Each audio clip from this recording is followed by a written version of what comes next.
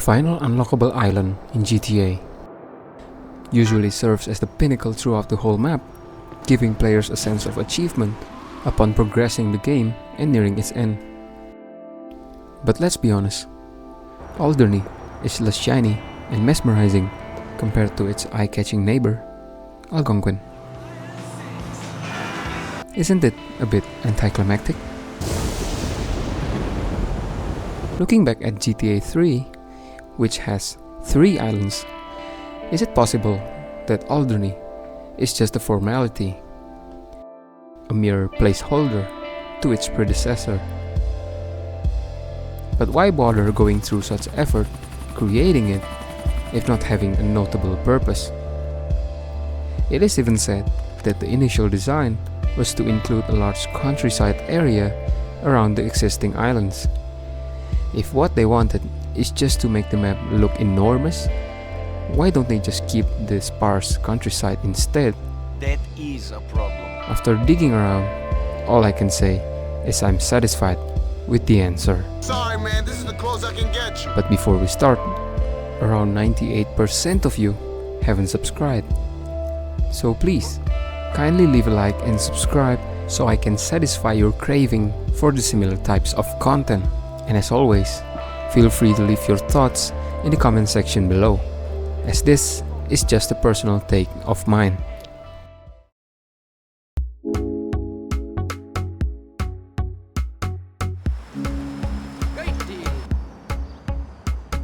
Rockstar has the superpower of creating amazing worlds. I personally believe that Rockstar's Alderney is not just a mistake or unintentional half-baked product. Hence, I took interest in why Rockstar deliberately managed to keep this in the game and put it as the last unlockable island. Though, I will try to focus more on Nico's perspective and only mention the DLC as a part of a complementary fact. After all the hardships Nico has been through, he doesn't look like the person who wants to bathe in glamour. He prefers to stay silent and lay low, having a peaceful life. I tried to. After the events of the story, this is exactly what he's been looking for his whole life. It's even confirmed in the later installments. An Eastern European guy making moves in Liberty City, but he went quiet. Meanwhile, Alderney gave the sense of settlement, retreat, and clearly not to boast like Algonquin.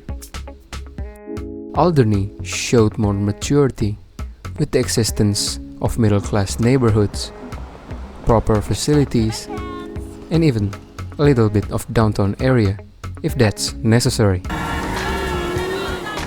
But why not Algonquin? Let me give you an example. In Algonquin, we had the option to acquire a certain character's apartment.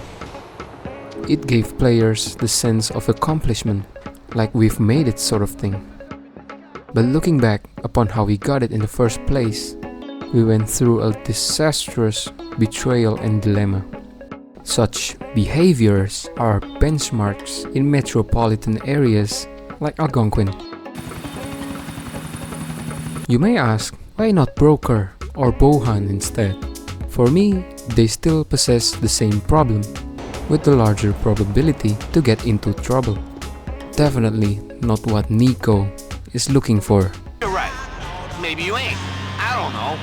It is even mentioned that Alderney residents are considered outsiders, as said by Pegorino himself.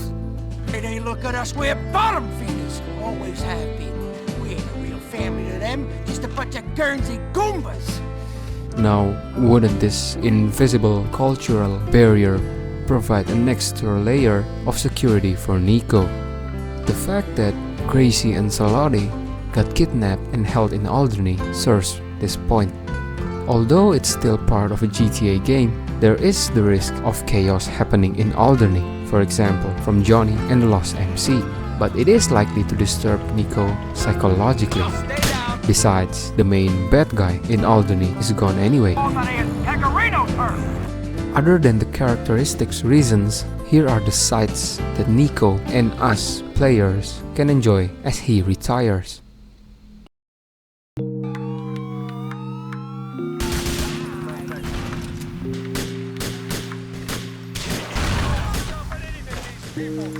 Mita! Dragon! How about them swingers, huh? Great work, man. Great work. As a player, I would like to see my Spoils of War, the game's gratitude upon reaching the end of the game. Playing as Nico the entire game and almost starting the Third World War from Liberty City, I sometimes wouldn't mind a down-tempo environment. Rockstar gave us exactly just that, a different taste. I feel like it's somehow less rough compared to others and felt cozier to live in. The busy streets of Algonquin, the humble beginnings of Broker, and temporary safety of Bohan.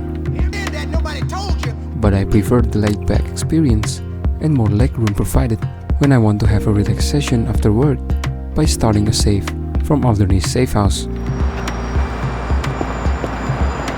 It doesn't mean that there's no one around, but the population seems to be evenly distributed while not being too sparse. The story and the environment provide constant changes in the overall series mood as Nico. Enjoyable lights and crowded streets wouldn't hurt, but so does calm and spacious settlement. Maybe this is one of the reasons Rockstar kept Alderney in the game.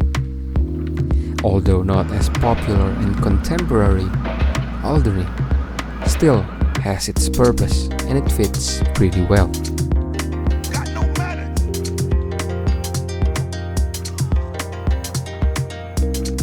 What do you think about Alderney? Feel free to leave your thoughts in the comment section below.